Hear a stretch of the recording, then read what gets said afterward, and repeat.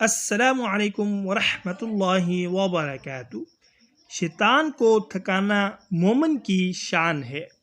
رسول اللہ صلی اللہ علیہ وآلہ وسلم نے ارشاد فرمایا، مومن اپنے شیطانوں کو اس طرح تھکاتا ہے جس طرح کوئی شخص سفر میں اپنے اونٹ کو تھکاتا ہے۔